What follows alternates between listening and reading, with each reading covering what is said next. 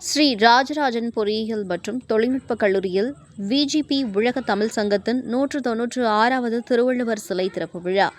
சிவகங்கை மாவட்டம் காரைக்குடி அமராவதி புதூரில் அமைந்துள்ள ஸ்ரீ ராஜராஜன் பொறியியல் மற்றும் தொழில்நுட்பக் கல்லூரியில் விஜிபி உலக தமிழ்ச் சங்கத்தின் 196வது திருவள்ளுவர் சிலை திறப்பு விழா நடைபெற்றது. ஸ்ரீ ராஜராஜன் கல்விக் குழுமத்தின் தலைவரும் அழகப்பா பல்கலைக்கழகத்தின் மேனாள் துணை வேந்தருமான முனைவர் சுப்பையா தலைமை தாங்கினார்.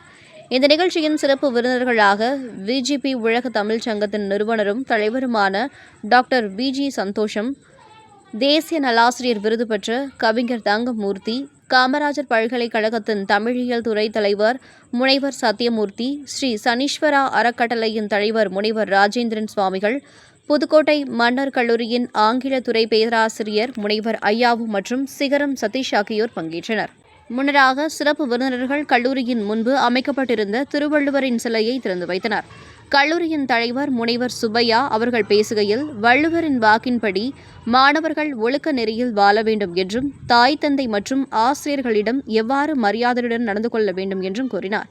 இந்த நிகழ்ச்சியில் கல்லூரியின் டீன் முனைவர் சிவகுமார் வரவேற்புரையாற்றினார். கல்லூரியின் முதல்வர் முனைவர் முத்துக்குமார் வாழ்த்துரை வழங்கினார். நிகழ்ச்சியில் தலைமை சிறப்பு விருந்தினராக டாக்டர் விஜி சந்தோஷம் திருக்குறளையும் அபிராமி அந்தாதியையும் ஒப்பிட்டு மாணவர்களுக்கு அறிவுரை வழங்கினார். கவிஞர் தங்கமூர்த்தி அவர்கள் அறிவியலையும் ஆன்மீகத்தையும் வள்ளுவரோடு ஒப்பிட்டு மாணவர்களுக்கு நல்ல அறக்கருத்துக்களை எடுத்துரைத்தார். முனைவர் சத்தியமூர்த்தி தமிழ் மொழியின் பெருமையை மாணவர்களுக்கு எடுத்துரைத்தார். முனைவர் ராஜேந்திரன் சுவாமிகள் தீமை செய்தவர்களுக்கும் நன்மை செய்ய வேண்டும் என்று மாணவர்களுக்கு அறிவுரை கூறினார்.